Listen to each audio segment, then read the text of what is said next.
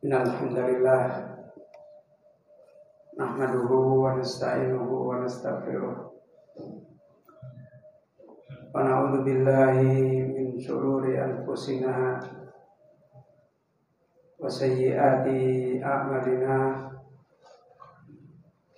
may yahdihillahu fala mudilla lahu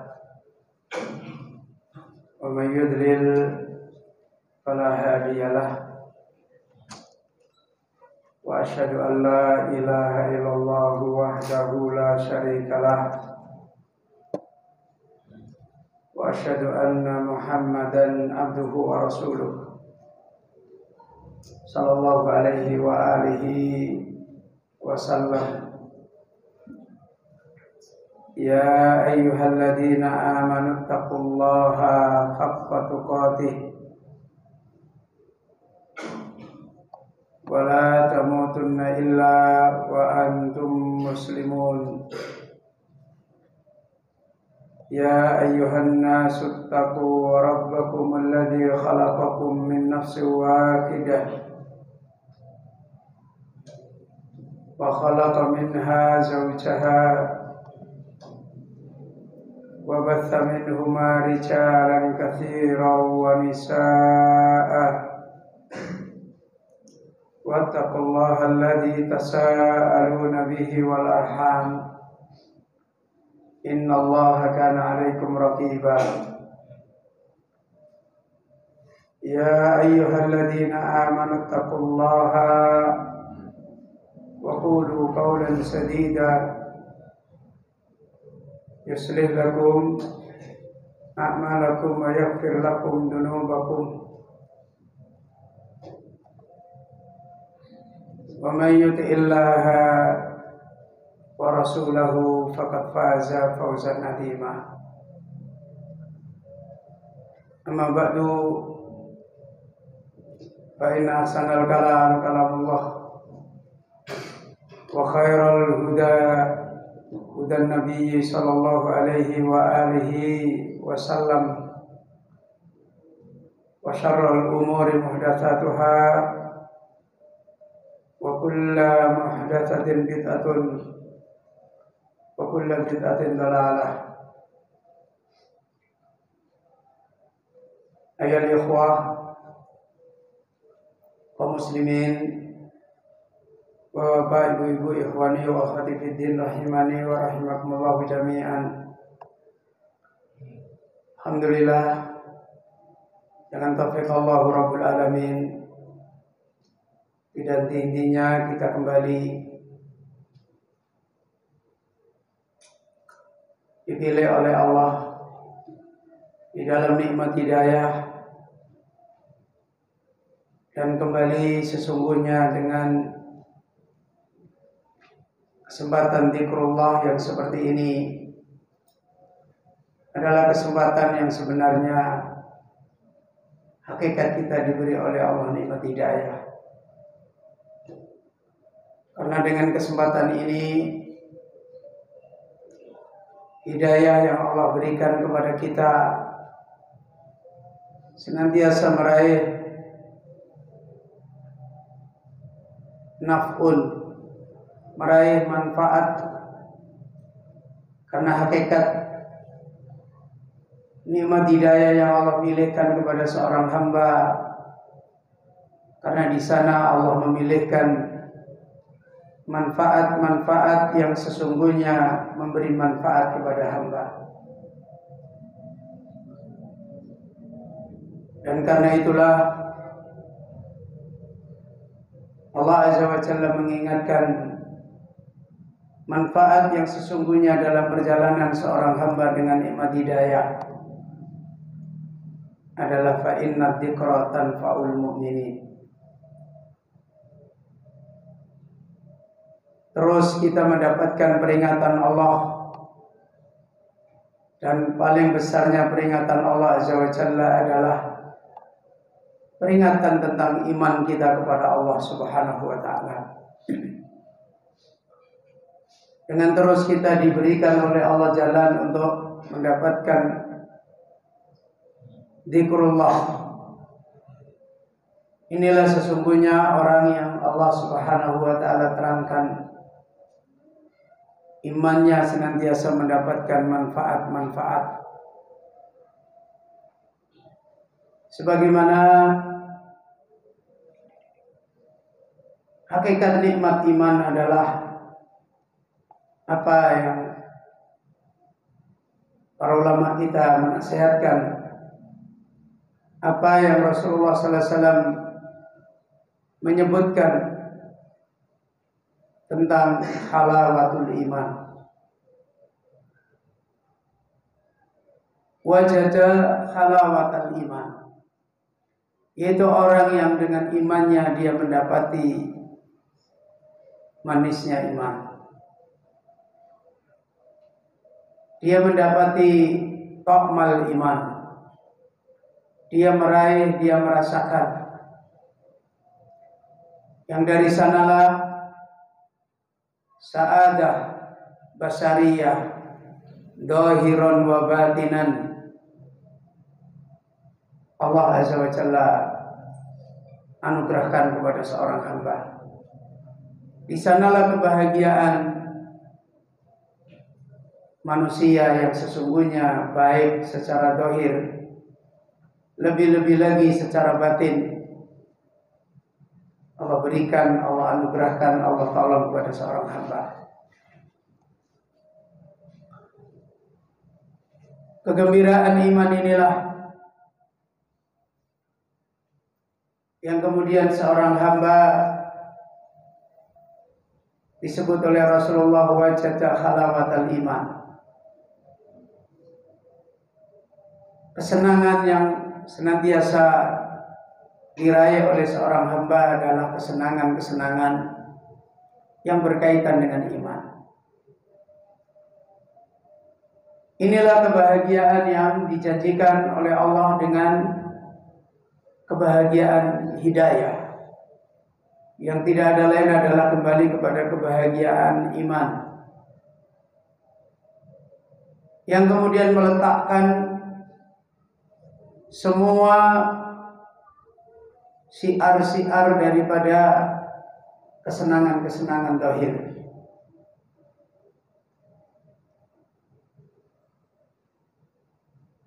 Kekayaan, kedudukan, pertemanan, syahwat, semua menjadi sesuatu yang rendah. Berhasilnya tidak menjadikan puncak kesenangannya, perginya juga tidak menjadikan kesusahannya, kesedihannya. Maka inilah Bapak Ibu yang dirahmati oleh Allah, sesungguhnya orang yang mereka meraih iman yang sebagaimana Allah berfirman, innamal mu'minuna idza dzukirallahu wajilat qulubuhum wa idza tuliyat alaihim ayatuhu zadatuhum imana. Itulah orang beriman yang sebagaimana Allah Azza wa Jalla berfirman, walakinnallaha habbaba ilaikumul iman wa zayyanahu fi qulubikum wa karraha ilaikumul kufra wal fusuqa wal isyan ulaika humur rasyiduna fadlan minallahi wa ni'mah. Kaum muslimin, Bapak Ibu yang dirahmati oleh Allah, orang beriman yang seperti ini sampai diterangkan oleh Allah,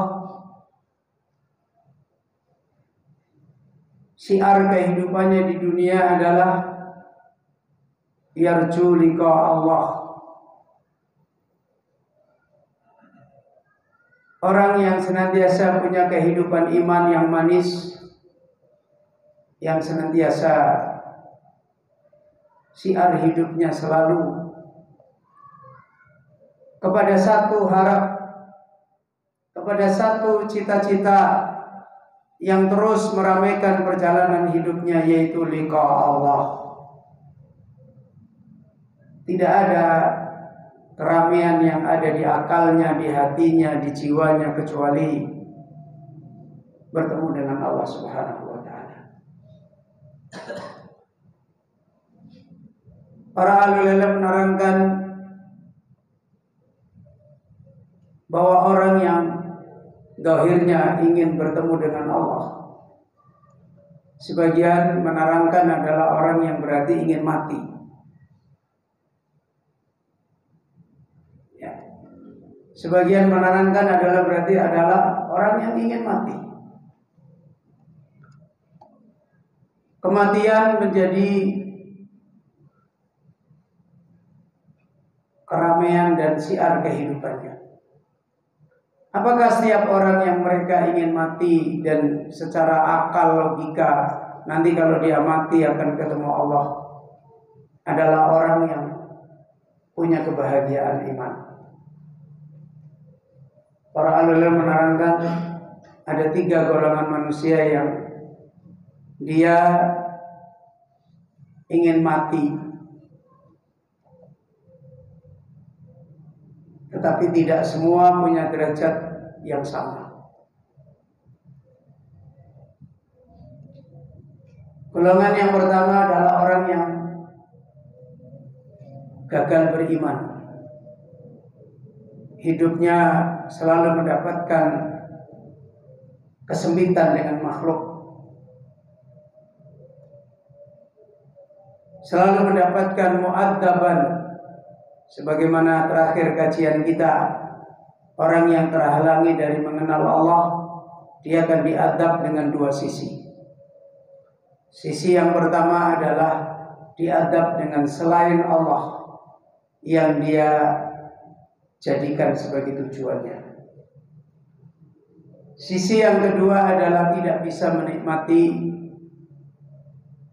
kehidupan iman dengan Allah karena dia tidak beriman kepada Allah. Salah satu syiar orang yang gagal beriman kepada Allah juga puncaknya ingin mati. Makanya banyak orang bunuh diri. Apakah berarti itu karena imannya tinggi? Enggak.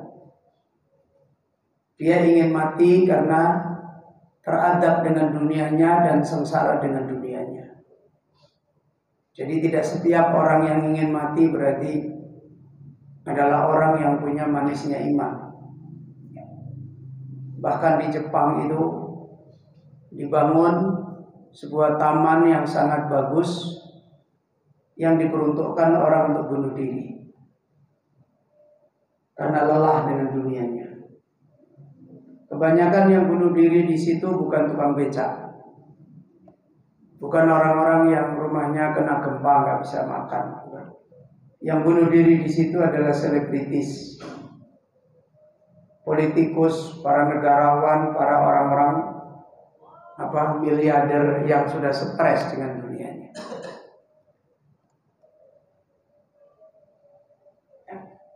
Kemudian yang kedua adalah ada orang yang ingin mati karena lemah iman.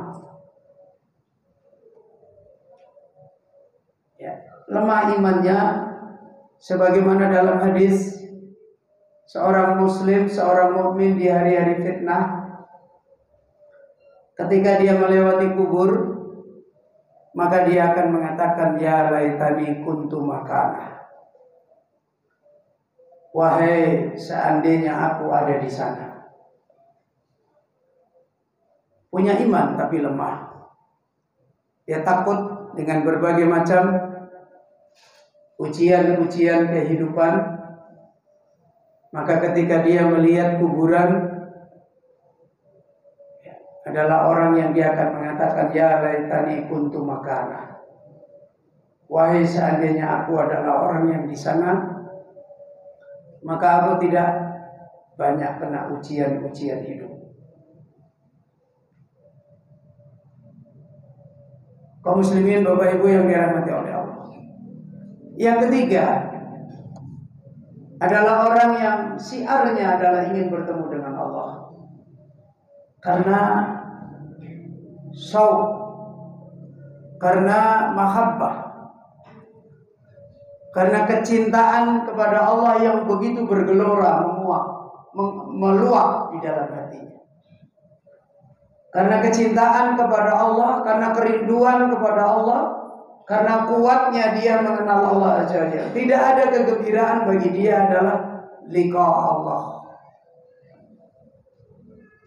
Ini bukan berarti kalau sudah ingin ketemu dengan Allah besok berarti mati gitu, enggak. Ya. Bapak Ibu yang dirahmati oleh Allah Subhanahu wa taala. Sebagaimana ayat ini Allah menerangkan dalam surat Al-Ankabut, "Man kana yarju liqa Allah fa inna ajalallahi la'atin." Siapa yang dia senantiasa berharap bertemu dengan Allah, maka sesungguhnya ajal Allah, hari ketentuan batas waktu bertemu dengan Allah, la'atin, sungguh benar-benar pasti datang. Bapak-bapak, ketika mendengar ayat ini, ada yang hatinya kemudian meramaikan ingin bertemu dengan Allah. Ya. Pikiran kita pasti kadang-kala salah. Ya. Nanti kalau kita ingin bertemu dengan Allah, kita nanti mati besok. Wah, aku nggak mau. Ya. Rasulullah SAW di dalam doa beliau yang panjang, yang terakhir puncaknya beliau minta kepada Allah, as'aluka ladatan nadari ila wajhikal karim wa syauqa ila liqa'ika. Aku senantiasa memohon kepada Engkau ya Allah memandang wajah-Mu yang mulia, dan selalu memohon kepada Engkau untuk rindu bertemu denganmu. Ini doa yang terus Rasulullah SAW baca, minta kepada Allah. Dan Allah menerangkan la'atin, pasti itu akan datang. Ya. Orang yang tidak punya ma'rifat kepada Allah, tidak punya kegembiraan kepada Allah, tidak mengenal kesempurnaan Allah Azza wa Jalla, namanya, sifatnya, perbuatannya, dan tidak hidup dengan menghadirkan sanjungan melalui nama Allah dalam seluruh kehidupannya, melalui sifat Allah, melalui perbuatan Allah Azza wa Jalla, akan salah paham dengan ayat ini. Karena sesungguhnya ayat ini adalah merupakan kehidupan kegembiraan orang beriman. Makanya orang beriman itu kegembiraannya menghadirkan keadaan-keadaan bagaimana, menghadirkan jalan-jalan bagaimana dia itu akan bertemu dengan Allah. Dan tidak akan mungkin dia salah. Jangan-jangan kalau aku minta begitu aku nanti mati. Enggak. Lalu apa maksudnya Allah berkata la'atin? Apa artinya la'atin? Pasti datang. Mana pasti datang di sini? Sebenarnya Allah memberikan busra, kabar gembira. Bukan kalau umurnya 60 terus dimajukan karena minta ketemu Allah terus dimajukan, itu bukan begitu. Ya. Sekarang sama saja misalnya bapak-bapak atau lebih-lebih lagi anak-anak dijanjikan pergi wisata masih sebulan lagi. Terus sering nanya, bagaimana ini kapan Pak berangkatnya? Dijawab, sebulan lagi nah. Oh sebulan itu lama apa sebentar? Ya. Oh enggak lama, sebentar. Pertanyaan dan jawaban ini sebenarnya apa? Orang yang ingin pergi wisata terus dihadirkan siar-siar wisata dan dijawab sebulan lagi, apa sebenarnya maknanya? menambahkan kegembiraan. Walaupun kau tidak mungkin maju, tetap sebulan. Makanya sampai nggak bisa tidur, melek terus, bayangin, nanti di sana ada begini, ada begini, ada begini. Dipanggil orang tuanya makan, aku belum lapar. Padahal udah 2 hari. Ya, dilihat sama istrinya, suaminya, bagaimana? Enggak lah, nanti, gampang itu. Padahal hari-harinya sebentar-bentar tanya, makananku mana? Kenapa? Karena ada farah, ada kegembiraan yang diraih, apalagi semakin dihadirkan. Bukan berarti la'atin itu terus waktunya dimajukan, itu enggak. Justru disitulah seorang yang tahu sebulan lagi dan dia dihadirkan, makanya bekalnya ini, bekalnya ini, bekalnya ini. Lelah pun tidak terasa, capek pun tidak terasa, disuruh ini pun mau, karena senang nanti akan begini, akan begini, akan begini. Dan ini adalah kehidupan orang yang al-farhu billah, al-unsu billah. Karena itu menghadirkan makna-makna iman, menghadirkan pengajaran, mengenal Allah, mengenal namanya, mengenal sifatnya dan seterusnya. Sampai di mana-mana kita selalu membicarakan tentang Allah.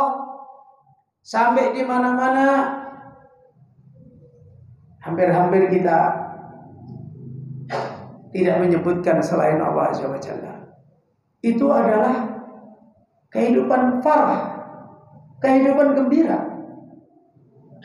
Ya, bukan berarti kehidupan yang yo wis nang ono rasa kerja, rasa mangan, rasa enggak. Ya. Kehidupan seperti itu tidak mungkin ada. Ya. Kaum muslimin, Bapak Ibu yang dirahmati oleh Allah. Karena itu ayat ini dimaknai, dijelaskan oleh beliau Al-Allamah Sa'di, "Man kana yarju liqa Allahi fa inna ajalallahi la'atin." Siapa yang dia selalu berharap untuk bertemu dengan Allah, sesungguhnya ajal, batas waktu bertemu dengan Allah itu la'atin, sungguh pasti datang.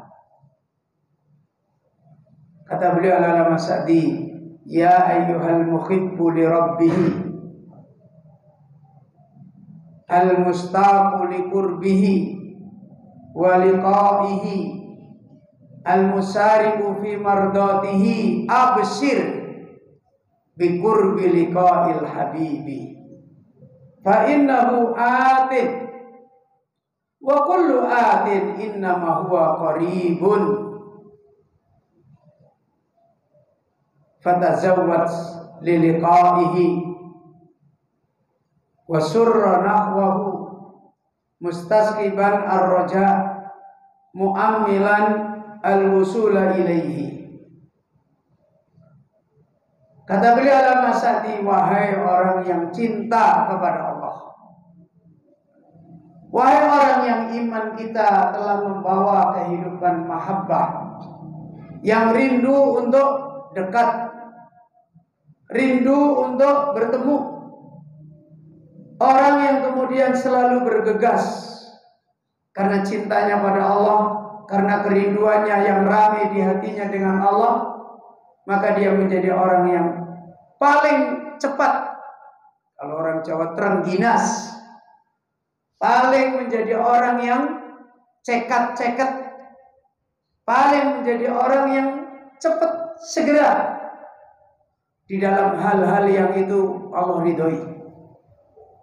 Wahai orang-orang yang seperti ini, ibarat ayat ini mengkhabarkan orang-orang yang seperti ini, absir bi qurbi liqa'il habib, bergembiralah dengan hari dekatnya bertemu dengan Allah yang dia cintai. Fa innahu atin, sesungguhnya hari itu pasti datang. Tadi sudah kita jelaskan. Kalau Allah menetapkan catatan ajal manusia 50 tahun misalnya. Kemudian dia selalu berharap bertemu dengan Allah. Apakah 50 tahun itu berubah jadi 20 tahun? Enggak. Terus apa maknanya? Kemudian Allah menjawab, la'atin, sungguh datang. Itu untuk menjadikan kegembiraan di dalam hati. Untuk menjadikan al-unsu billah, al-farhu billah. Untuk semakin hati ini ramai dan senang dan gembira dengan Allah. Seakan-akan 50 tahun yang akan datang, ajal yang sudah ditetapkan oleh Allah seperti sebentar lagi. Hati yang diliputi dengan kegembiraan, hati yang diliputi dengan keramaian, senang dengan Allah Azza wa Jalla, maka semakin dia menjadi hamba yang tazawwad liliqa'ih, menjadi berbekal. Kemudian menjadi hamba yang gembira dengan hal-hal yang berkaitan bertemu. Dan selalu bercita-cita untuk sampai selamat, khawatirnya adalah mendapatkan kemenangan. Kaum muslimin, Bapak Ibu yang dirahmati oleh Allah, ini iman yang dimaksudkan oleh Allah. Kadang-kala hari ini ada orang belajar seperti ini, kemudian dibilang apa? Oh, itu tasawuf. Ya. Oh, itu ilmu khusus. Ya. Terus kemudian ada orang lagi, kalau belajar akidah bukan belajar untuk seperti itu. Ahli ilmu ketika membagi-bagi mustalahat ilmu, itu bukan tujuannya untuk memecah agama Allah.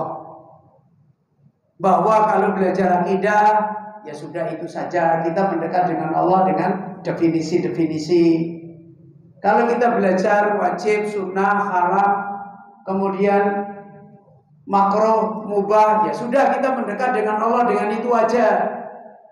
Kalau kemudian kita belajar seperti ini, oh itu mendekat dengan Allah dengan seperti itu, nggak perlu dengan akidah, bukan. Ad-dinu kulluhu at-tauhid. Agama itu semuanya adalah mentauhidkan Allah. Orang belajar akidah yang benar untuk mendapatkan jalan selamat di dalam mengenal Allah. Orang belajar hukumnya Allah, halalnya, haramnya, wajibnya, kemudian sunnahnya, makruhnya, itu untuk menempuh cabang-cabang iman yang diterangkan oleh Allah. Ya.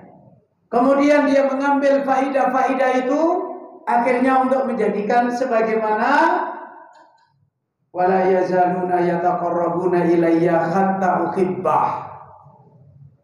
Akhirnya menjadi kekasih Allah. Akhirnya menjadi syiar kegembiraannya adalah gembira dengan Allah Rabbul Alamin. Kaum muslimin, Bapak Ibu yang dirahmati oleh Allah.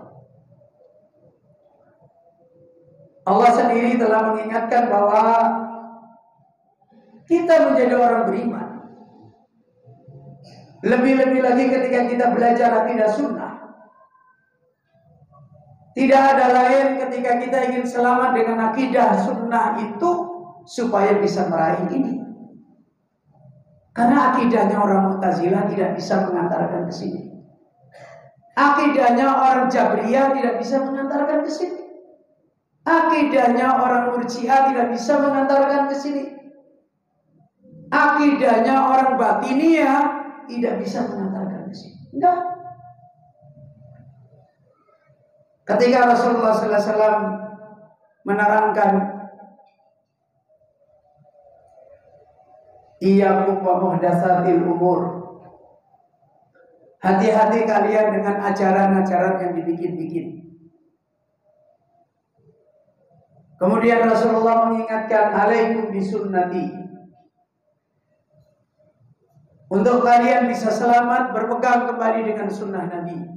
Sunnah di dalam akidah, sunnah di dalam ibadah, sunnah di dalam semua ajaran Nabi. Apa tujuannya? Ya. Tujuannya sebagaimana apa yang diraih Nabi. Tujuannya sebagaimana apa yang diraih para sahabat. Apa yang diraih Nabi, apa yang diraih para sahabat? Kegembiraan dengan Allah. Yang diraih mereka adalah bahagia dengan Allah. Itu yang diraih para nabi. Itu yang diraih para sahabat. Karena itu Bapak Ibu yang dirahmati oleh Allah,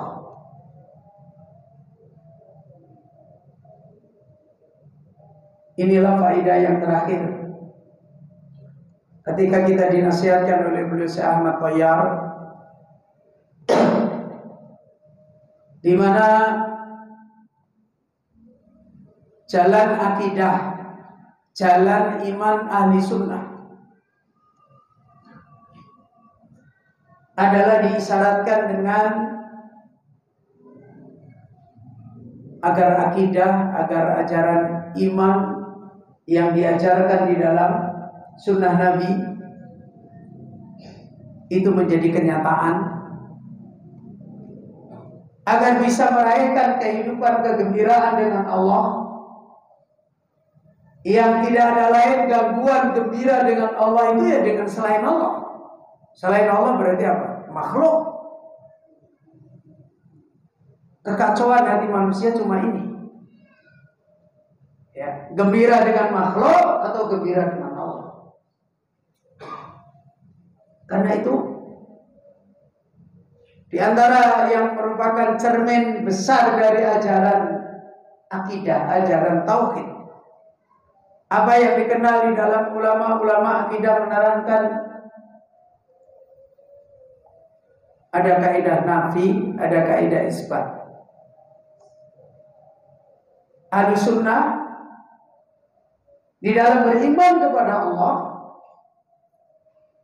dibangun dengan kaidah an-nafyu wal isbat. Ada yang harus dinafikan dan ada yang harus ditetapkan. Sebagaimana kalimat iman, la ilaha illallah. Mana nafinya? La ilaha. Mana isbatnya? Illallah.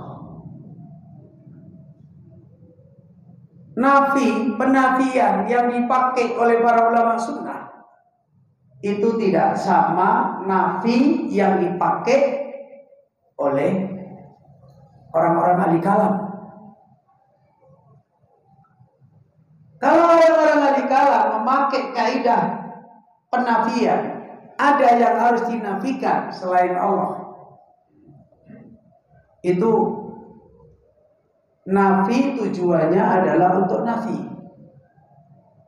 Kalau ahli sunnah, wan nafyu maksudun li ghairihi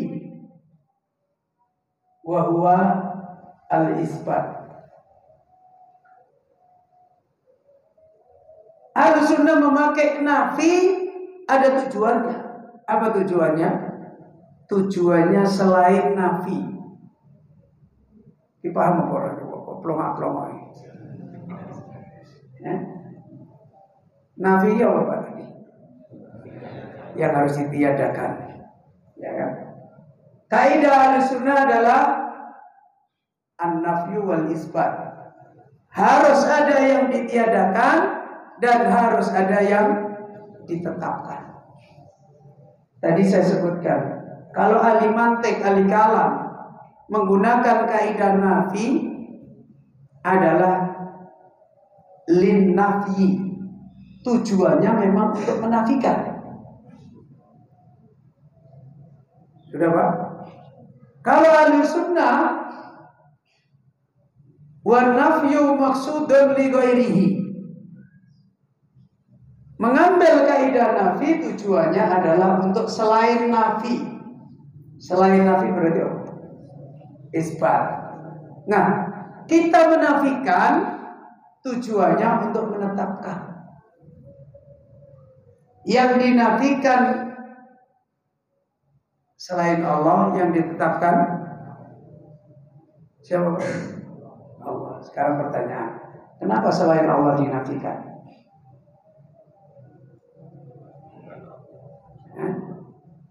Kenapa selain Allah harus dinafikan? Iya, kenapa makhluk harus dinafikan? Kenapa? Iya, kenapa harus dinafikan? Gimana? Apa?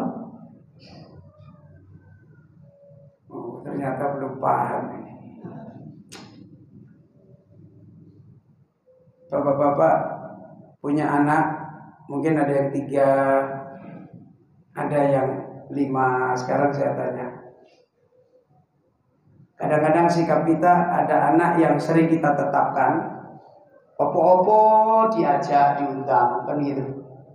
Ada anak yang wis ora usah, kayak dinafikan gitu. Sekarang saya tanya, kalau anak sing opo-opo diadakan, dipanggil, diundang, terus sama anak yang kamu nggak usah aja, itu masalahnya apa?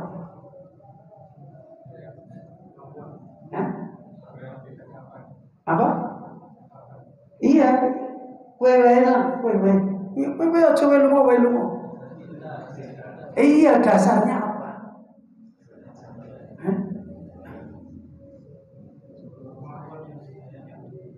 Sing siji serkep, sing siji keset, nanti sing ditetapkan. Serkep, sing keset, hampir. Yang satu baik, yang satu jelek. Berarti kenapa selain Allah harus dinafikan?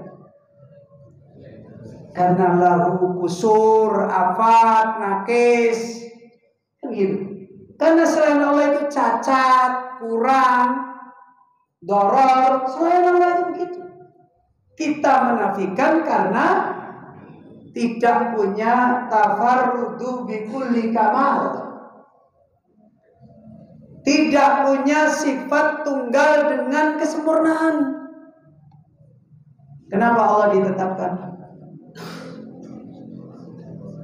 Karena Allah yang memiliki sifatul kamal. Nah, ini membangunnya kaidah sunnah.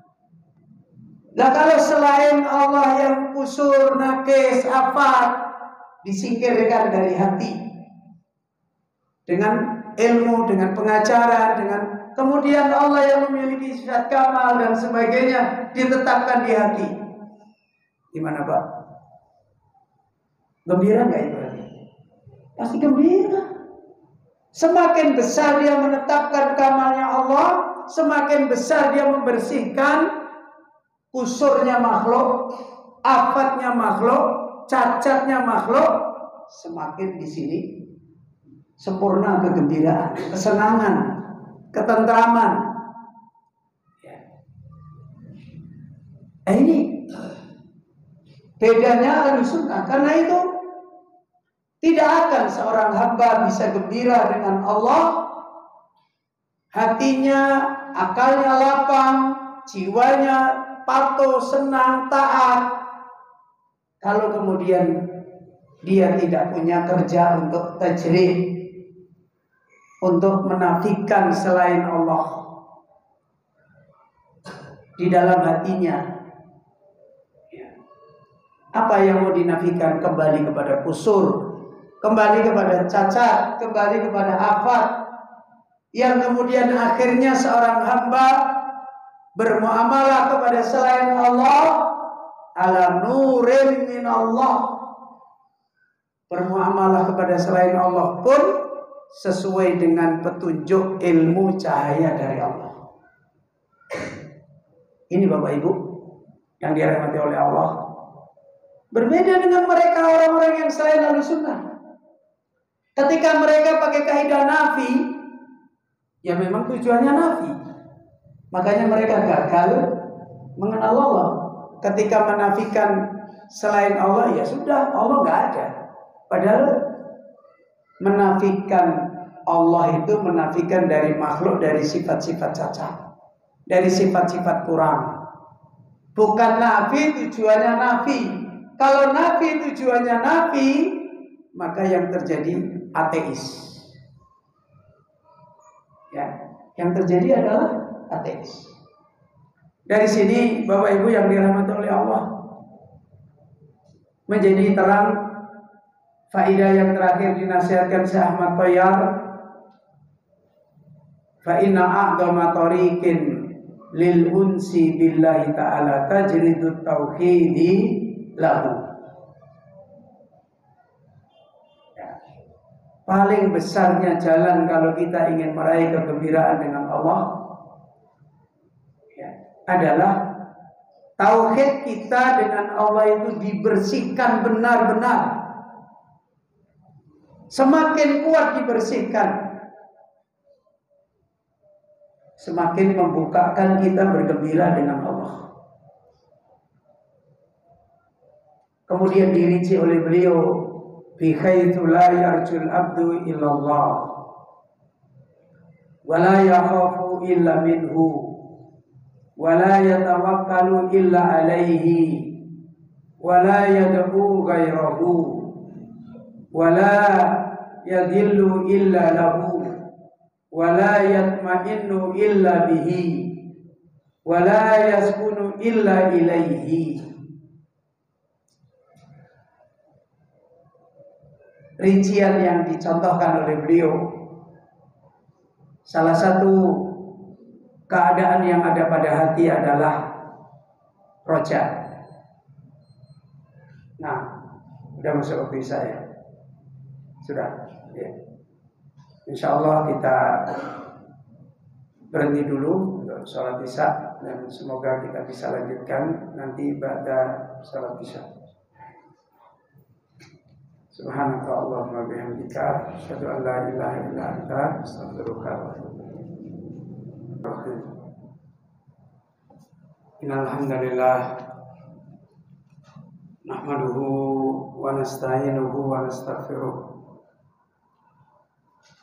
wa na'udzu billahi min shururi anfusina wa sayyiati a'malina. May yahdihillahu fala mudilla lahu wa may yudlil fala hadiya lahu wa asyhadu an la ilaha illallah wahdahu la syarika lahu wa asyhadu anna Muhammadan abduhu wa rasuluh sallallahu alaihi wa alihi wa sallam wa ba'd. Kaum muslimin, bapak-bapak, ibu-ibu, ikhwani wa akhwati fiddin, rahimani wa rahimakumullah jami'an. Alhamdulillah, dengan beristianah kepada Allah Subhanahu wa taala, kita lanjutkan kembali mudzakarah kita yang kembali bagaimana hakikat nikmat iman, yang kembali kepada nikmat halawatul iman, nikmat ta'mal iman, nikmat lezatnya kehidupan iman yang diraih seorang hamba, yang semuanya itu adalah kembali kepada jalan di dalam kita meraih nikmat itu,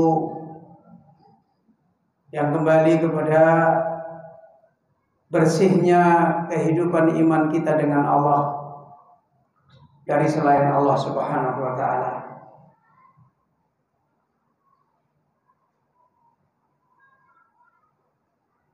Yang kembali kepada makna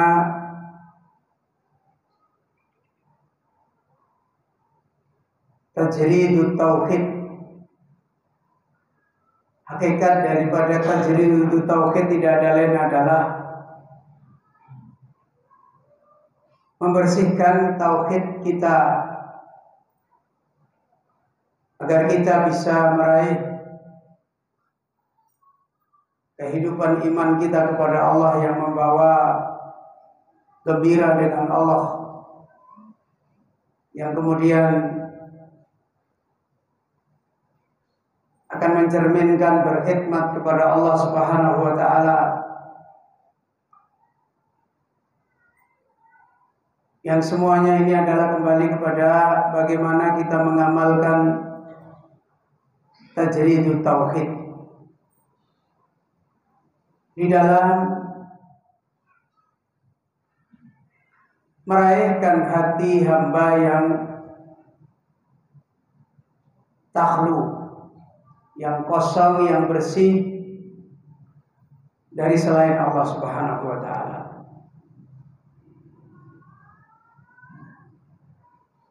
Mudzakarah ini adalah mudzakarah di dalam memaknai iman sebagaimana diterangkan oleh para ulama. Al-iman laisa bitamanni, bahwa perjalanan iman, nikmat iman itu bukan diraih dengan tamanni, dengan harapan-harapan kosong. Karena kalimat-kalimat iman sebagaimana yang para ulama telah menjelaskan ini bukan kalimat-kalimat istilah-istilah yang hanya semata-mata dikembalikan kepada definisi-definisi ilmu.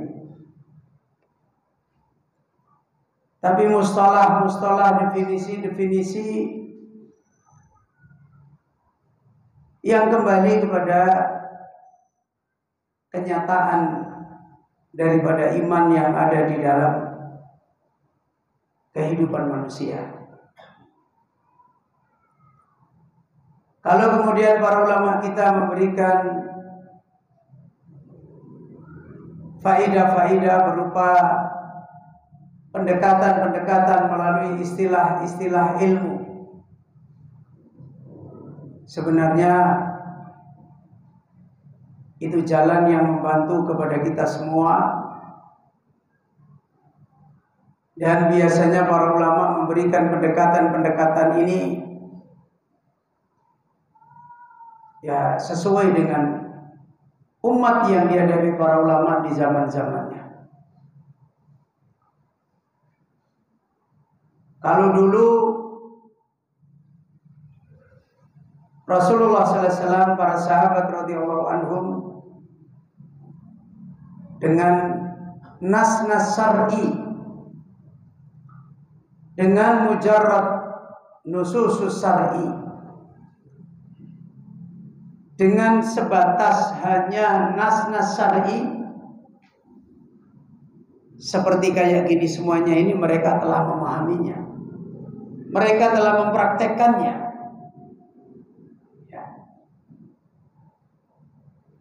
Berbeda dengan keadaan orang-orang sebagaimana kita sekarang. Ketika kita dikasih nas syar'i, misalnya tentang ihsan,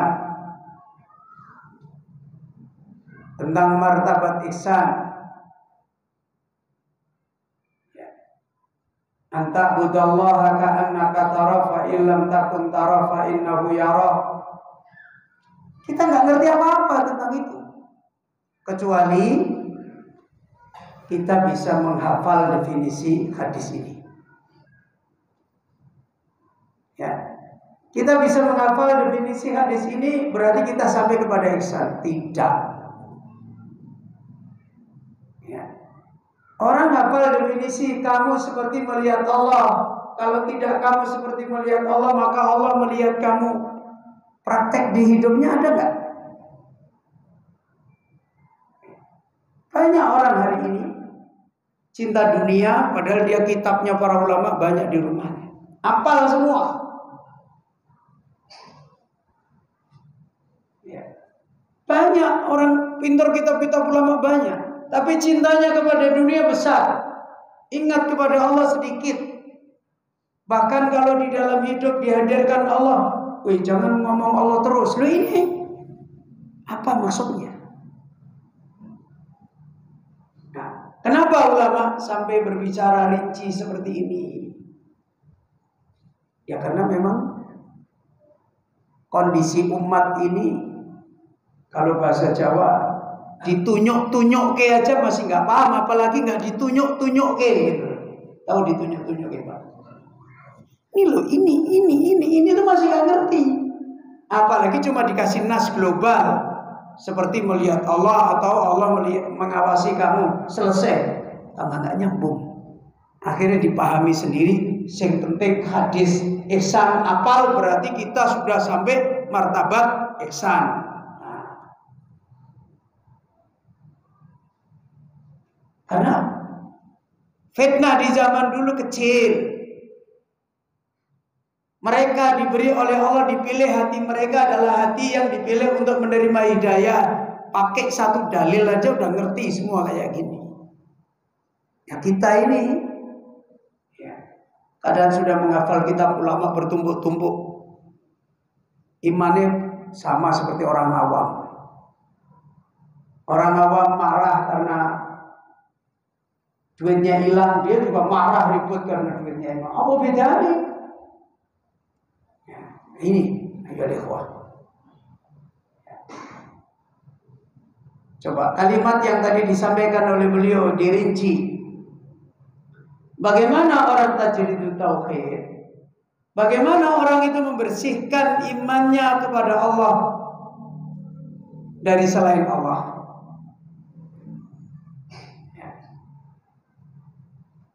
Di antara yang dicontohkan rinciannya oleh beliau, roja, takut, ya khauf, ya tawakal, meminta, berdoa, merendahkan diri, tenang. Ya, coba kita sekarang tanya, roja itu ada di mana, Pak? Ada di mana roja itu? Loh, nggak bisa jawab. Roja itu ada di mana? Di hati. Jadi kalau saya menghafalkan ini di kertas, berarti saya sudah roja pada Allah. Gimana? Sudah? Saya hafal ini. La yarju illallah, berarti saya sudah roja hanya pada Allah. Nah, belum tentu. Ya. Belum tentu. Sekarang boleh nggak saya berharap kepada Pak Satpam untuk menjaga rumah saya supaya aman? Boleh? Boleh nggak Pak? Boleh. Terus mohon maaf, kalau setiap kali Pak Satpam itu jaga rumah kita aman, setiap kali Pak Satpam jaga rumah kita aman, setiap kali jaga rumah kita aman, lama-lama hati kita gimana Pak? Wah, Pak Satpam ini mungkin keren ya.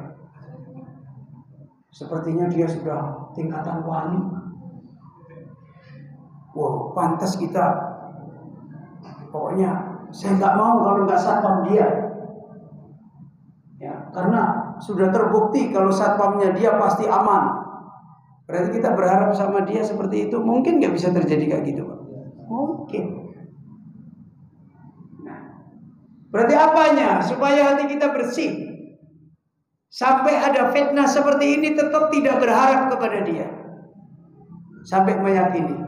Kembali lagi tadi, mengembalikan ilmu tentang makhluk dan mengembalikan ilmu tentang Allah.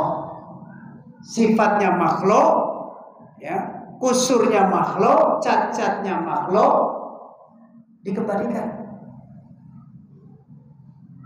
Sekarang saya kasih contoh Bapak Ibu. Kalau Imam Ibnu Qayyim pernah menerangkan, kalau ada makhluk memberi manfaat, maka sesungguhnya tidaklah makhluk itu memberi manfaat, tapi makhluk itu ingin mendatangkan madharat. Bisa terima nggak Pak? Paham nggak Pak? Apa tadi? Coba diulangi siapa yang bisa terima. Bukan manfaat tapi mudarat. Bukan begitu. Kalau ada makhluk mau memberi manfaat kepada kamu, sebenarnya dia tidak memberi manfaat tapi mendatangkan madarat pada kamu. Gimana Pak?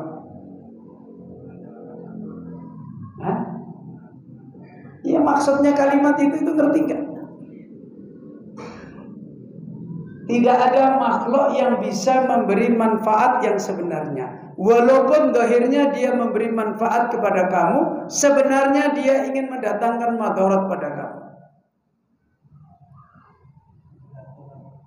Sekarang bapak-bapak, istri punya manfaat nggak? Punya. Suami punya manfaat nggak? Bapak-bapak berharap dapat manfaat dari istri nggak? Makanya sering sedih. Ya kan? Sering kuciwa.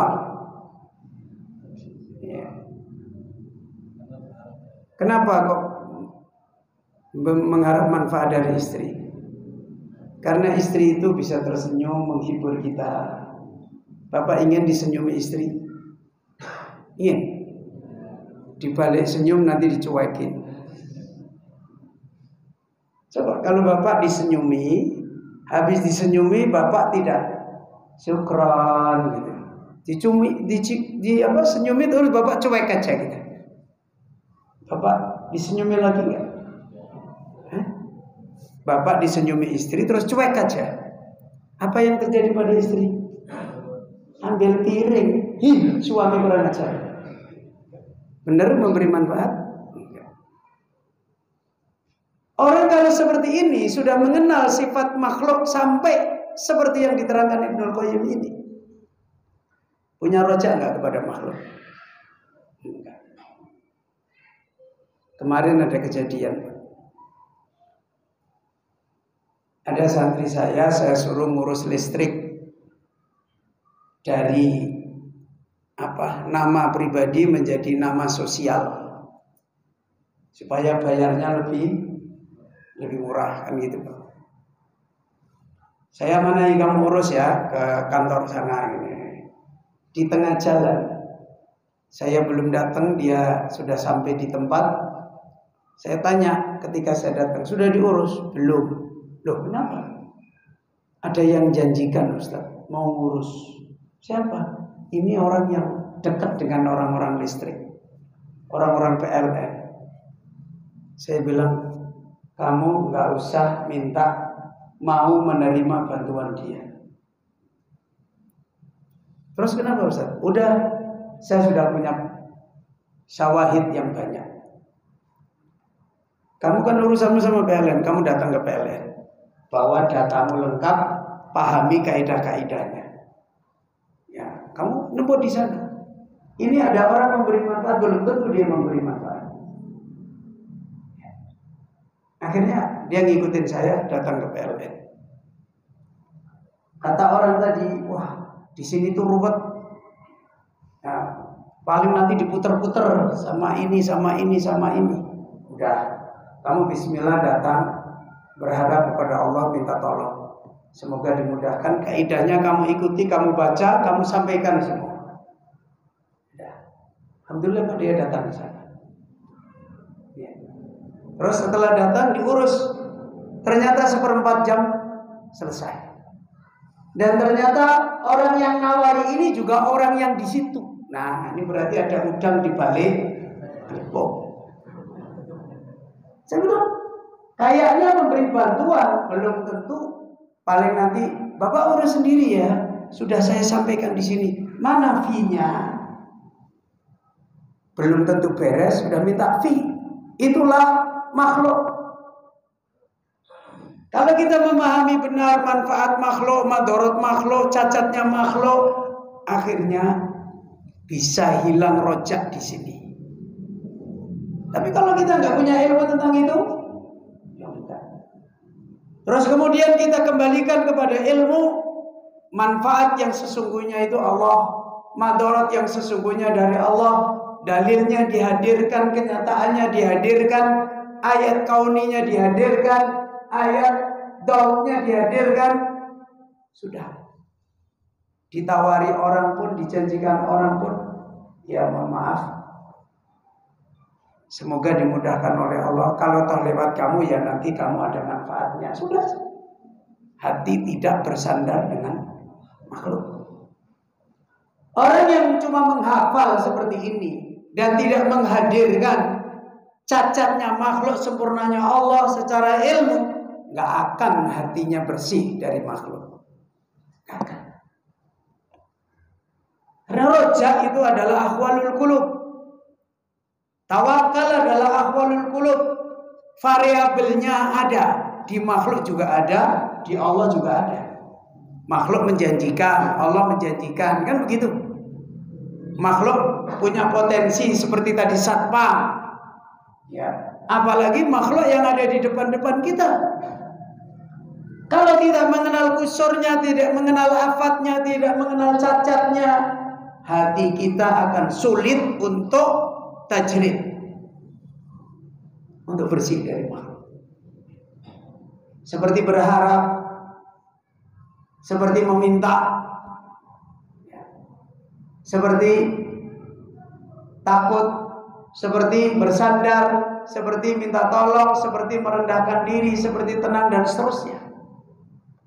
Maka disinilah makna daripada tajrid. Kalau kita menetapkan Allah, kesempurnaannya adalah dengan namanya, dengan sifatnya, dengan perbuatannya, dan sampai kepada as-sana, memuji, menyanjung Allah dengan kesempurnaan namanya, sifatnya, perbuatannya. Maka kita hadirkan juga nama makhluk dengan kerendahannya, cacatnya. Kita hadirkan juga sifat makhluk dengan kerendahannya, cacatnya, kusurnya. Kita hadirkan perbuatan makhluk dengan kerendahannya, dengan cacatnya. Kalau ilmu ini hadir, baru kita bisa tajrid. Baru bisa kita tajrid. Kalau tidak, ya nggak akan bisa tajrid. Tidak akan kita bisa membersihkan tauhid kita kepada Allah, bersih dari selain Allah Subhanahu wa taala. Ya, dari sisi nama, dari sisi sifat, dari sisi perbuatan. Nggak akan bisa. Takutnya, karena pada makhluk ada variabel takut. Pada makhluk ada variabel cinta. Ya kan begitu? Pada makhluk ada variabel untuk kita minta tolong, bersandar. Kalau sekedar hanya melihat ini, tidak ngerti kusurnya, afatnya, cacatnya, dan tidak mengenal Allah seperti ini, fala haula wala quwwata illa billah, akan sulit kita untuk tajrid. Makanya saya jadi ingat ketika ada seorang ulama yang hadir ke Indonesia dan sekarang masih hidup, ulama Saudi yang termasuk alim dan umurnya masih muda, ya, Syekh Sisri, pernah hadir waktu kita daurah di Surabaya. Beliau diminta untuk memberi nasihat kepada dai, dan beliau membicarakan tentang dai yang akan ditolong oleh Allah itu seperti apa. Ya, kembali beliau bicara tentang bersihnya tauhid, kecintaannya kepada selain Allah bersih dari hatinya, berharapnya kepada selain Allah bersih dari hatinya, dan seterusnya. Tiba-tiba ada satu dai yang bertanya, seperti ya kayak mengingatkan Syekh, mungkin Syekhnya lupa. Dia mengingatkan, kalau bahasa terjemahnya Syekh, kan ada cinta tobi'i yang dibolehkan. Syekhnya ketawa. Ini orang menunjukkan su'ul faham.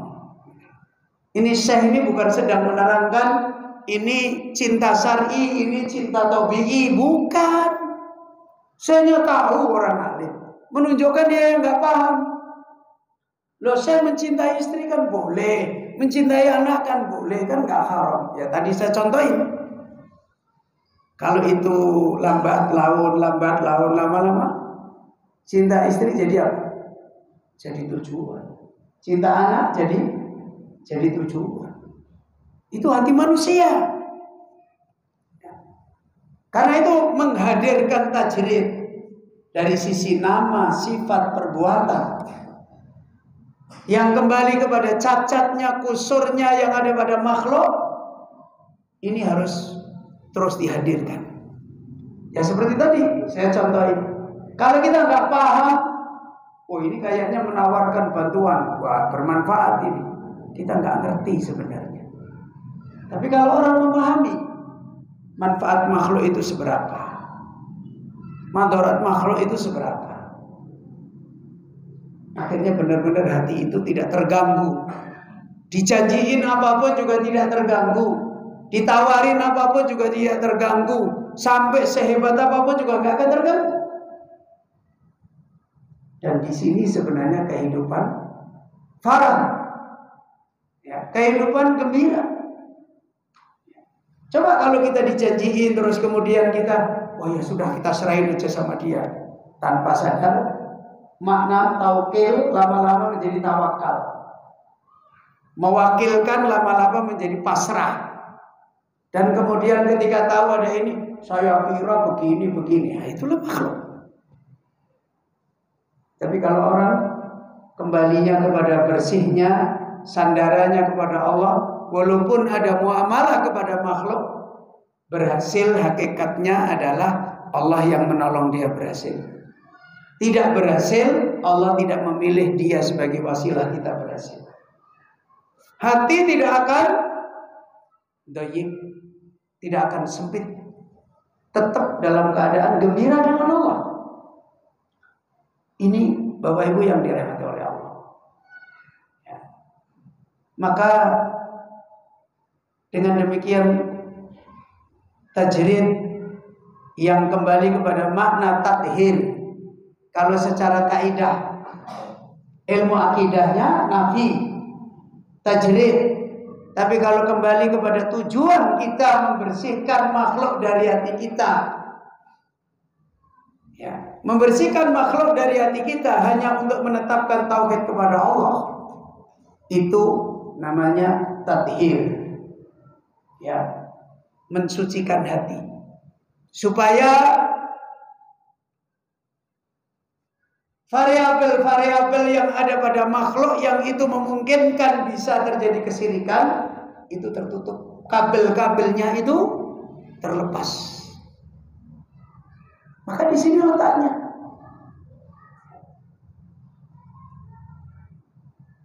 Kemudian beliau menasihatkan, menyimpulkan fatajridu tauhid, yakni alla yakunul abdu multafitan ila ghairillah.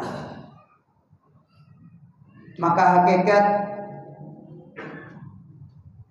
bersihnya tauhid, membersihkan tauhid dari selain Allah, yang bahasa akidahnya namanya syirik. Ya. Membersihkan tauhid dari selain Allah, kalau bahasa akidahnya namanya membersihkan dari syirik. Tujuan yang mau diraih apa? Bukan perdebatan panjang. Oh itu tauhid, apa itu yang boleh, ini yang tabi'i, ini yang syar'i, bukan itu. Tujuan besar yang dimaksudkan oleh Allah dengan kita tadhir, dengan kita nafi, dengan kita tajrid adalah alla yakunul abdu multafitan ila ghairillah. Supaya dalam kenyataan hidup iman seseorang itu, perjalanan hari-harinya dia berburu dengan cabang-cabang iman. Di istrinya ada cabang iman, di anaknya ada cabang iman, di tetangganya ada cabang iman, bahkan di musuhnya pun ada cabang iman kan? Ada. Itu di mana? Di kertas apa di kehidupan? Di kehidupan. Bukan di kertas.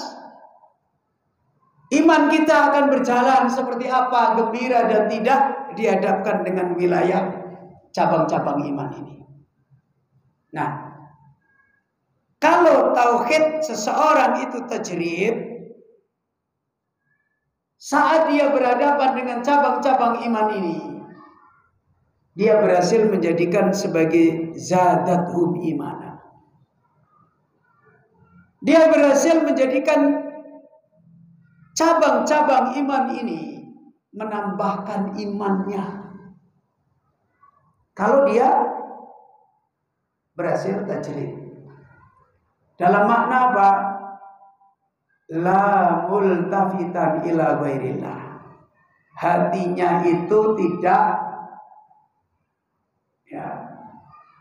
berpaling menuju kepada selain Allah. Tidak berpaling menuju kepada selain Allah. Ujian cabang iman suaminya. Ini di suami ada manfaat.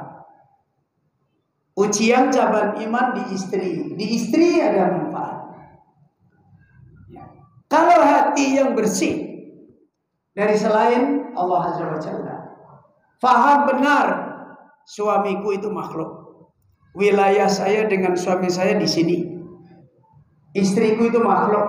Wilayah saya dengan istri saya di sini. Di luar ini bukan wilayah saya. Saya dikasih wilayah di sini, saya bermuamalah di sini. Mau istrinya taat, mau istrinya belum taat, mau istrinya lagi baik, mau istrinya sedang kurang baik, hatinya nggak akan terganggu. Kenapa? Karena hatinya tidak menoleh ke situ. Ya, hatinya tidak menoleh ke situ. Sedang baiknya juga menambah iman dia, sedang tidak baik-baiknya juga menambah iman dia. Ini Bapak Ibu pernah mendengar kisah Zainab dengan Zaid bin Harithah. Itu kan ada problem keluarga yang cukup besar. Ya. Ketika Zaid datang ke Rasulullah Sallallahu Alaihi Wasallam, Rasulullah tidak memberi apa, ya kita tunggu aja bagaimana Allah nanti memberi petunjuk. Ketika Zainab datang ke Rasulullah Sallallahu Alaihi Wasallam, ya sama. Itu kalau kita udah kayak apa itu? Ya, udah gaduh luar biasa itu kalau kita. Ternyata ujung-ujungnya datang petunjuk wahyu bahwa mereka ini harus pisah. Dan Zainab kemudian disiapkan oleh Allah menjadi istrinya Rasulullah SAW. Itu kalau kita kayak apa itu gaduhnya, Pak? Jadi omongan, obrolan kesana kemari nggak akan habis-habisnya. Iya kan? Kenapa? Karena hatinya multafitan ila ghairillah. Karena hati kita, lo iya yo, bojo kok ngono, lo iya yo, suami kok gini, wah enakan Nabi, wah wes omongannya barbar. Kenapa? Karena hatinya itu ke situ. Ya, bayangin aja Pak. Ketika wahyu turun, yang suruh nyampaikan siapa? Zaid bin Harithah.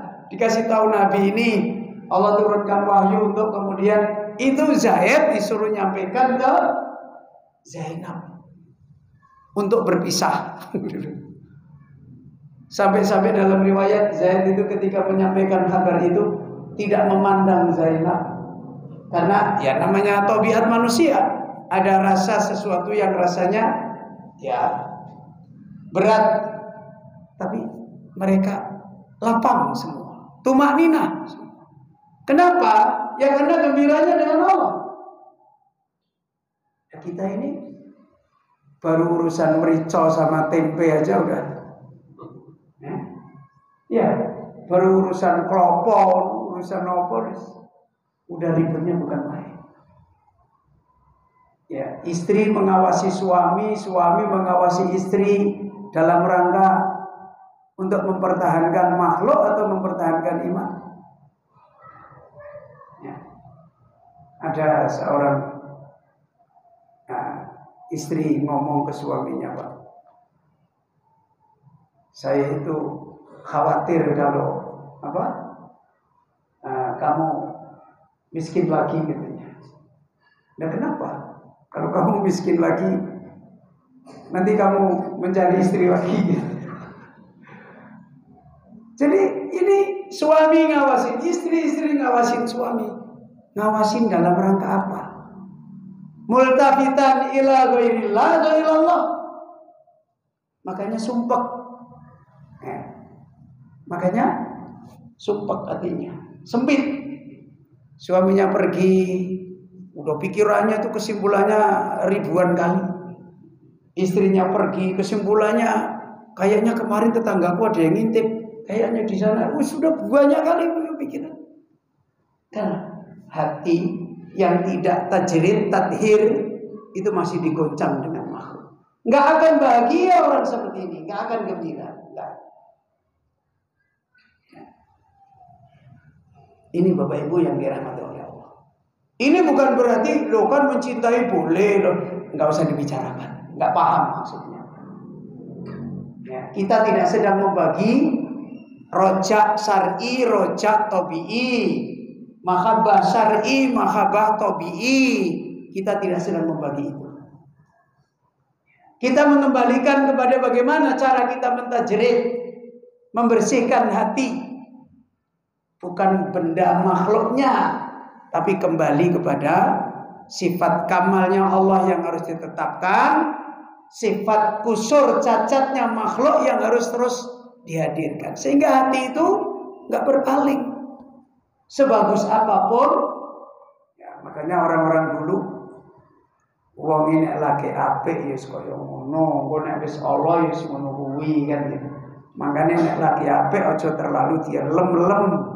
Nek lagi Allah ya aja terlalu di Allah artinya ya manusia itu kayak gitu itu loh. Ya. Itu makanya orang dulu itu Pak, mohon maaf, ojo bingungan kan gitu, ojo gumunan kan gitu. Ya, kalau lihat makhluk itu lombok ajaib kayak apapun biasa. Ya kan gitu. Hanya orang sekarang aja lihat Indomaret itu, wah. Kenapa? Karena nggak mengenal kusurnya makhluk itu, nggak tahu afatnya makhluk, nggak tahu. Maka gampang sekali hatinya terganggu. Saya itu kemarin ditanya Pak, biasanya saya sering diajak makan ayam, daging, ikan laut, dan ikan laut itu saya suka. Tiba-tiba ada gejala sakit, katanya kelebihan purin katanya gitu. Terus saya mencoba, ya udah bismillah, nggak makan ini dulu lah, berhenti. Ada Ustaz, nggak tersiksa loh. Coba tersiksa itu berurusan apa Pak? Urusan hati kan enak loh Ustaz. Dan kamu enak itu sudah menjadi tujuan kamu. Ya.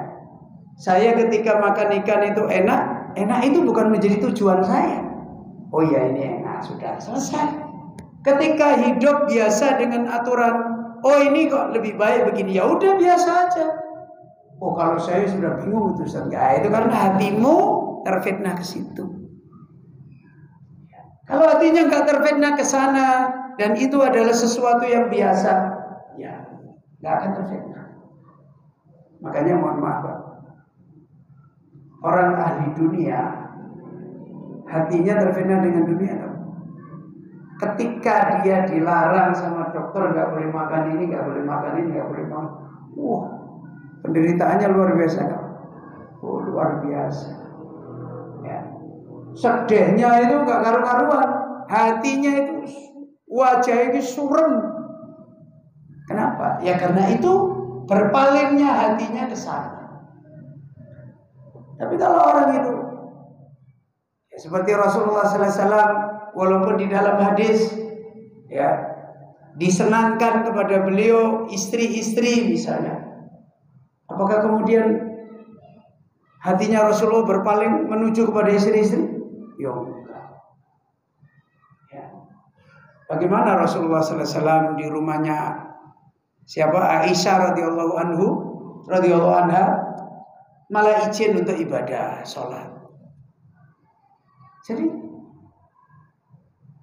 faedah ini mengingatkan ketika kita berkaitan dengan bagaimana tadhir, ini berkaitan dengan sejauh mana kita beriman pada Allah, tentang namanya, tentang sifatnya, tentang perbuatannya, sampai kepada kamalnya Allah, sempurnanya Allah.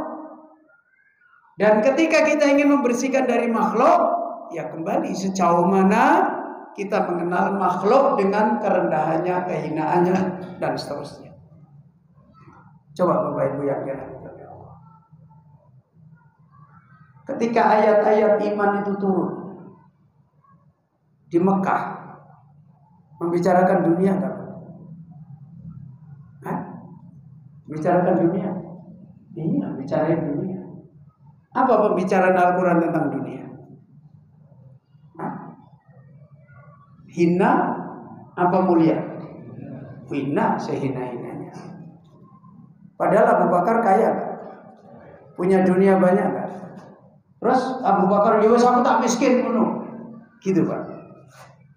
Gimana? Kenapa? Membicarakan rendahnya dunia di saat Abu Bakar kaya, Abdurrahman bin Auf kaya. Kenapa coba? Apakah dunianya dibuang dibuang gitu?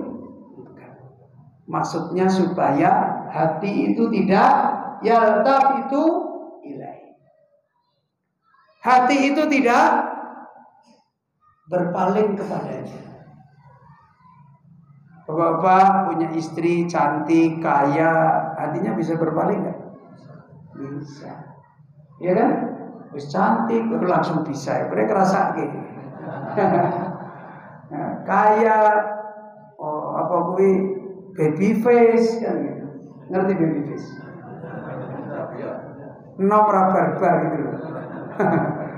Wah, senengnya kayak apa? Lama-lama bisa apa Pak? Bisa hatinya mabuk di situ enggak? Bisa. Ya. Terus kalau nggak ada memahami tentang wanita itu ujian, fitnah, di balik ini ada begini. Kalau nggak memahami itu semua, kusurnya, fitnahnya, hati, nyaman aja. Ini pokoknya istri seia sekata sampai mati sampai akhirat, barbarane problem. Saya itu Pak dulu waktu mondok dinasihati guru saya begini. Seorang penuntut ilmu, seorang dai, pembawa ilmu, ya, kata beliau, kalau bisa, kata beliau, aja golek bojo sing ayu, sing sugih, jarene. Nah itu nasihatnya begitu Pak. Ya apa orang pengen di bojo wong ayu, ya pengen. Ya. Terus beliau memberi contoh. Orang pembawa ilmu kok punya istri yang seperti itu, kata beliau. Itu nanti seperti orang yang punya boneka yang cantik, bagus, tapi di dalam lemari kaca dan lemarinya terkunci. Ini caranya memahami. Nyawang tok ya, orang bisa merasa gitu. Ya, illa man rahimahullah. Ya tidak semua begitu. Nih, ahli ilmunya seperti Ustaz Bedowi seperti saya wis plongak-plongok nih. Ya, ada ulama yang istrinya ratu ya, ratu apa raja itu, Siti Hasan Khan kan, ulama India, masya Allah ya. Ya itu kecuali, tapi keumumannya kita nek wis diketeki gitu apa? Wis lepek, kemudian sugih, ayu, wis ora barbar wis Jadi kalau kita tidak memahami sifat-sifat kusur aslinya, dhaifnya, lemahnya, dan itu tidak dihadirkan menjadi peringatan kita, kita bisa masuk ke sana. Walaupun itu boleh. Ya, walaupun itu boleh. Lambat laun nanti kita nggak bersih dan terfitnah tanpa sadar syirik. Yang tadinya khof fillah menjadi khof ma'allah. Yang tadinya cinta karena Allah menjadi cinta bersama Allah. Ini makanya faedah yang dinasihatkan oleh beliau, buah daripada tajrid yang benar itu tujuannya supaya hati tidak multafitan ila ghairillah. Nah kalau hati kita kok masih nengok kepada selain Allah, masih berbicara, masih dijadikan pegangan pada selain Allah, ya berarti tajridnya belum dapat. Dan pasti hati itu bingung, hati itu tidak punya ketenangan, hati itu tidak punya kegembiraan, ditarik sana, ditarik sini, udah pasti. Ini Bapak Ibu yang dirahmati oleh Allah. Ya. Wala nadiran ila ma siwa. Tajrid membersihkan tauhid, membersihkan hati dari selain Allah itu akan menjadikan seorang hamba tidak lagi melihat kepada selain Allah. Tidak lagi melihat. Ya. Untuk kemudian dinilai bisa mempunyai asar, enggak ada lagi. Sampai la hubban lahu wa la khaufan minhu. Ya. Tidak ada lagi cinta yang sesungguhnya kepada makhluk, takut yang sesungguhnya kepada makhluk, tidak ada lagi. Ya. Ini buah daripada orang yang tajridut tauhid. Yang dari situ kemudian hati ini selalu bersama dengan kamalnya Allah, selalu bersama dengan sempurnanya Allah. Apa saja dijawab dengan sempurnanya Allah. Contoh, rizki sifatnya siapa? Rizki itu sifatnya siapa? Loh, rizki sifatnya makhluk Allah. Lo bingung kan? Rizki Pak, ayatnya apa? Yarzuqu may yasha. Ya kan? Berarti yang berbuat rizki itu yang berbuat siapa? Allah. Kerja Pak, siapa yang berbuat? Makhluk. Allah itu sifatnya kamal. Ada yang dikasih rizki 5.000, ada yang dikasih rizki 10.000, ada yang dikasih rizki 1 juta. Kamal gak Pak? Allah kamal gak? Kamal. Kalau kita memahami rincian hikmah Allah, Allah alimun hakimun. Allah mengendaki khairan, kebaikan bagi manusia. Kalau orang itu rincian ini hadir, dia baru satu saja bermuamalah dengan rizkinya Allah, dapat 1.000, yang dilihat apa? Apa? Keadilannya Allah, kan begitu. Yang dilihat apa? Hikmahnya Allah. Kok hari ini aku dikasih 1.000? Ya baca perjalanannya. Oh iya, memang ini yang paling adil. Saya lihat perjalanan saya kerja seperti ini, sekarang dapat 1.000. Ini keadilannya Allah. Kemudian hikmahnya Allah. Oh iya, ternyata hari ini ada orang mau pinjam saya 100 juta. Nah kalau bapak pas dikasih rezeki 100 juta, ada yang pinjam 100 juta, entah apa. Terus dikasih ngerti, entah kan? Entek, sedih. Aku untuk 100 juta kok ya diutang uang kan gitu. Bapak-bapak dapat 50.000, ada orang pinjam 1 juta. Aku ki orang duit 1 juta. Aku kerja rezekiku untuk 50.000. Sida utang berapa? Ya wis ora lah. Seneng gak Bapak? Loh, seneng gak ternyata? Seneng kan? Alhamdulillah aku untuk 50.000 bejo banget. Kalau aku dapat 1 juta, atau gue ngerti ya diutang, sakura itu apa-apa. Hikmahnya Allah. Gembira gak Pak? Gembira. Ini ngerti itu gembira. Karena ternyata itu hikmahnya Allah, itu keadilannya Allah. Bicara rezeki, kalau bicara kerja lain lagi. Kerja itu ibadah. Ya. Mangkat jam 6 ya mangkat jam 6. Pulang jam 5 ya pulang jam 5, kan itu kerja ibadah. Jalani apa yang dicari dalam kerja, dapat pahala dari Allah, dapat mendekatkan diri pada Allah. Kira-kira hatinya sesat nggak Pak? Mau rezekinya dapat 5.000, nggak ada sesatnya. Ini kalau orang bisa menghadirkan kamalnya Allah, ini baru satu, rizki. Belum lagi yang lain-lain. Ada Allah punya nama Al-Alim, berarti ada sifatnya Allah apa ini Pak? Ilmu, ya kan gitu. Kemudian Allah mengajar makhluk. Ada orang dipilih ya jadi ulama, ada kita belajar dipilih orang paham-paham kan gitu. Ini belajar sebentar terus paham, ini belajar lama nggak paham-paham. Nah, pahami siapa yang berbuat, Allah. Kemudian kamu belajar itu untuk pinter atau untuk ibadah? Oh, aku belajar itu tugas saya. Lah pinter itu perbuatannya siapa? Allah yang meminterkan, yang mengajari. Berarti belum berilmu sudah berilmu, belum paham sudah paham. Ini ada keadilan Allah.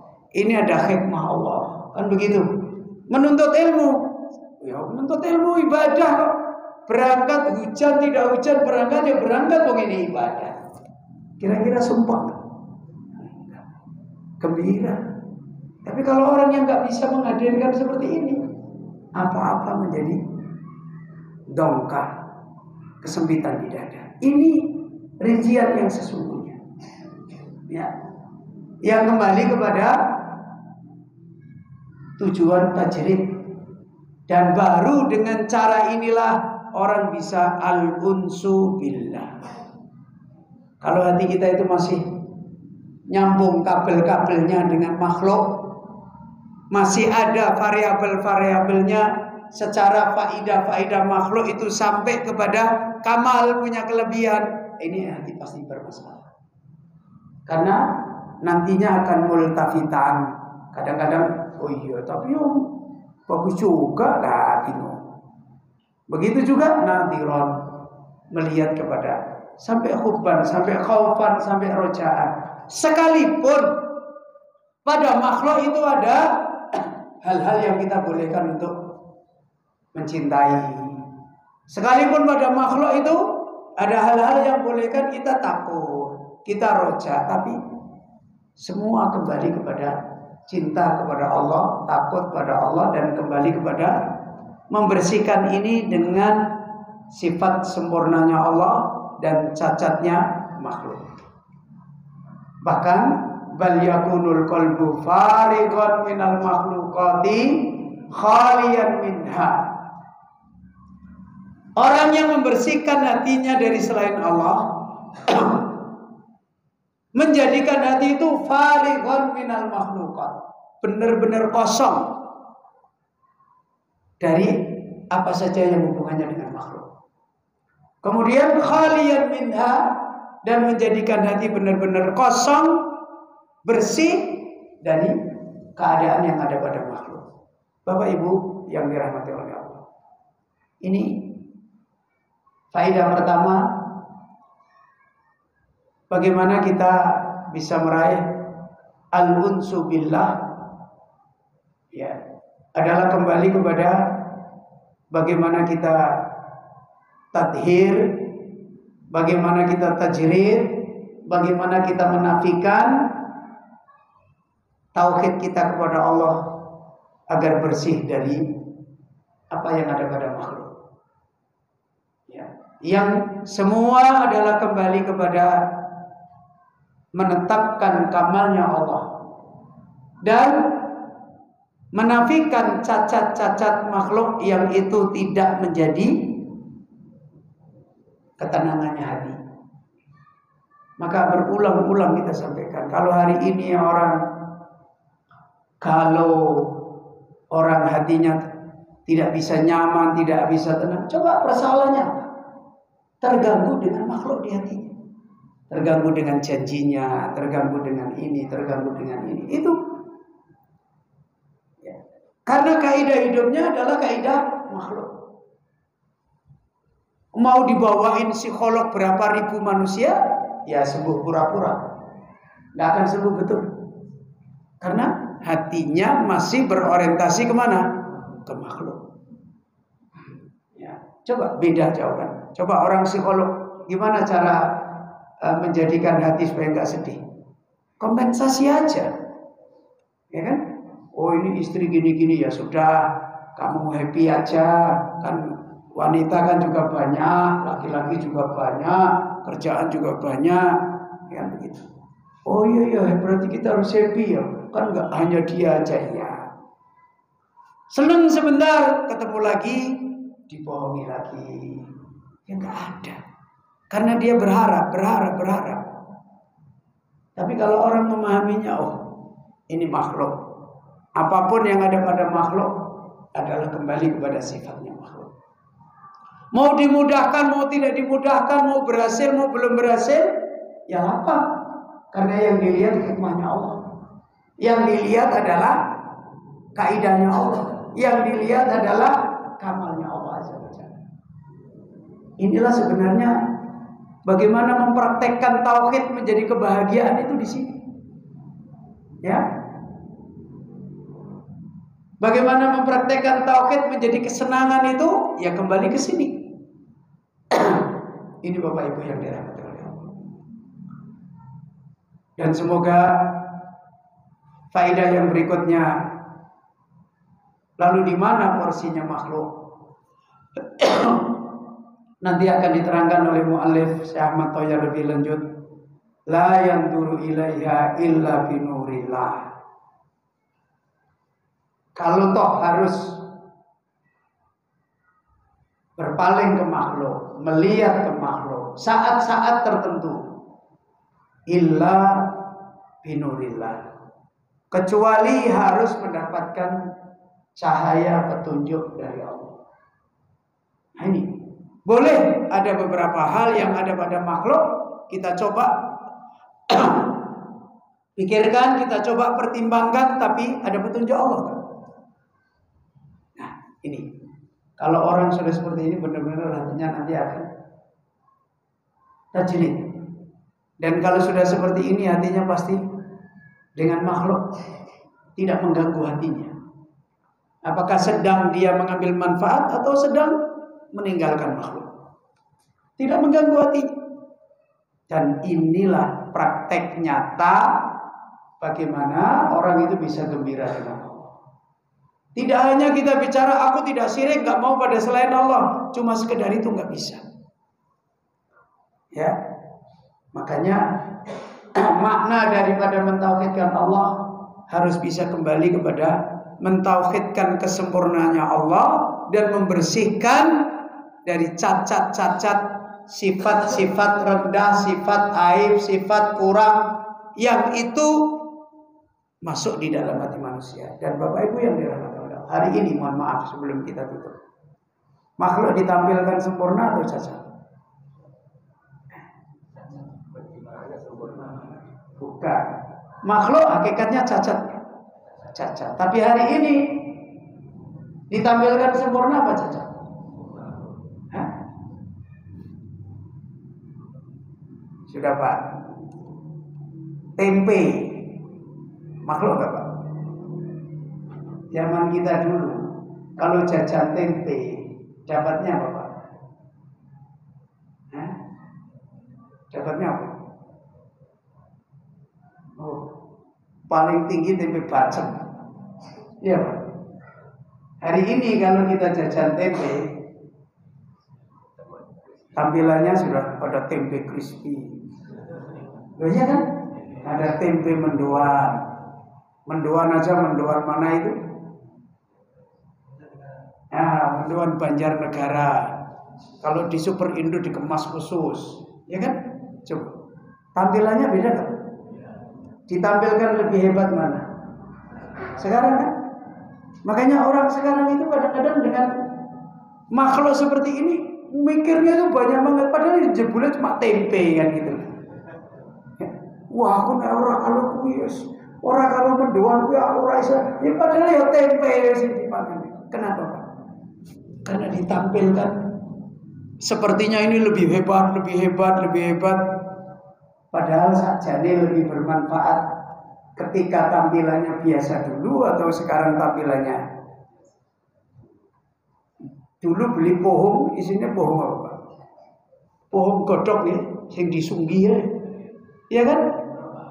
Sekarang pohong crispy. Nah, ya. Hatinya sampai aku itu pokoknya kalau. Tapi kalau dulu pohong orang mungkin deleng-deleng. Wis pohong. Ono lewat, "Weh, Pak, tuku pohonge, Pak, aku ngeleh wis bar selesai." Sekarang di rumah nangis napa? Aku entek tempe crispy-ne pohong crispy. Ya Allah. Ini kaum muslim Bapak Ibu yang dirahmati oleh Allah. Jadi sebenarnya persoalan pergeserannya itu di sini. Lah kita sering ditampilkan makhluk yang seperti ini dan nggak ngerti sifat cacat aslinya, aib aslinya, ya sudah hati kita terbawa. Makanya orang hari ini banyak galau, gitu Pak. Orang dulu mana galau, biasa saja. Iso mangan, ra iso mangan wis biasa. Ya, hari ini orang iso mangan, sesuk mati ya. Karena apa? Datanya ini makhluk sudah ditampilkan seakan-akan kayak Tuhan. Itu yang memfitnah hati.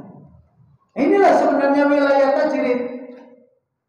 Makanya kalau belajar akidah jangan sekedar oh itu nafi, oh itu isbat. Nah prakteknya piye? Orang menghafal nafi isbat ya ujung-ujungnya nek karo duit ya mabuke ora barbar. Lho opo maksudnya? Ya, padahal peringatan Nabi udah jelas. Ta'is abdad danair. Celakalah orang yang menghamba kepada dinar.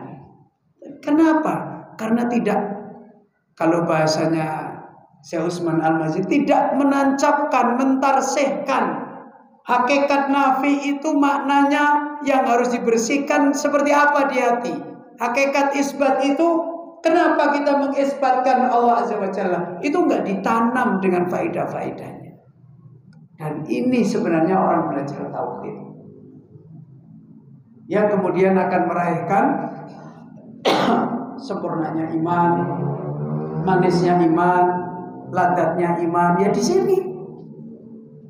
Dan kita kembali kepada sunnah, ya kembali untuk meraihkan seperti ini. Kenapa kita sekarang harus bicarakan banyak seperti ini? Karena rincian dari hal ini kita nggak nyambung. Sementara fitnah dunia begitu besar. Kita hanya bilang itu boleh, itu boleh, itu boleh.